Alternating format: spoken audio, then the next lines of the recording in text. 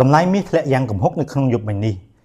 បាទជំរាបសួរពុកម៉ែបងប្អូនទាំងអស់គ្នាថ្ងៃនេះដែរខ្ញុំមកធ្វើវីដេអូដើម្បីធ្វើការអាប់ដេតនៅតម្លៃមាសក៏ដូចជាតម្លៃប្រាក់នៅព្រឹកថ្ងៃទី19ខែមិនិនាឆ្នាំ2026អញ្ចឹងទេបើសិនជាបងប្អូនចូលចិត្តវីដេអូបែបនេះក៏ដូចជាចង់តាមដាននៅតម្លៃមាសក៏ដូចជាតម្លៃប្រាក់ជារៀងរាល់ថ្ងៃបងប្អូនអាច Subscribe YouTube Channel របស់ខ្ញុំពីព្រោះថាខ្ញុំនឹងមកធ្វើវីដេអូដើម្បីធ្វើការអាប់ដេតនៅតម្លៃមាសក៏ដូចជាតម្លៃប្រាក់ជារៀងរាល់ថ្ងៃតែម្ដងបាទអញ្ចឹងទេនៅក្នុងយុគមិញនេះតម្លៃមាសបានធ្វើការធ្លាក់ខ្លាំងមែនទែនដោយសារថាធនាគារកណ្ដាលសហរដ្ឋអាមេរិកបានសម្រេចចិត្តធ្វើការរក្សាអត្រាការប្រាក់ដែលធ្វើឲ្យលុយដុល្លារមានការឡើងថ្លៃហើយមាសមានការធ្លាក់ថ្លៃខ្លាំង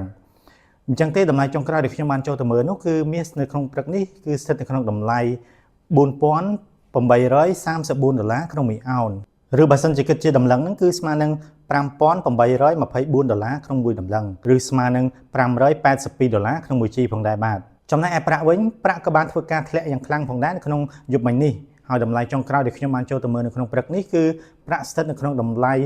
$75ក្នុង1អោនឬបើសិនជាគិតជាតម្លឹងហ្នឹងគឺស្មើនឹង$90ក្នុងមួយតម្លឹងឬស្មើនឹង$9ក្នុងមួយជីហើយបើសិនជាគិតជាគីឡូក្រាមគឺស្មើនឹង$2,409ក្នុង1គីឡូក្រាមផងដែរបាទអញ្ចឹងទេយើងចាំមើលថានៅក្នុងថ្ងៃនេះតើតម្លៃមាសក៏ដូចជាតម្លៃប្រាក់អាចធ្វើការងើបឡើងមកវិញដែរឬទេឬក៏មានការធ្លាក់ចុះបន្ថែមទៀតហើយបើសិនជាមានការប្រែប្រួលយ៉ាងណាខ្ញុំនឹងមកធ្វើវីដេអូដើម្បីធ្វើការអាប់ដេតដល់បងប្អូនទាំងអស់គ្នានៅក្នុងវីដេអូក្រោយនៅក្នុងល្ងាចនេះបន្ថែមទៀតបាទ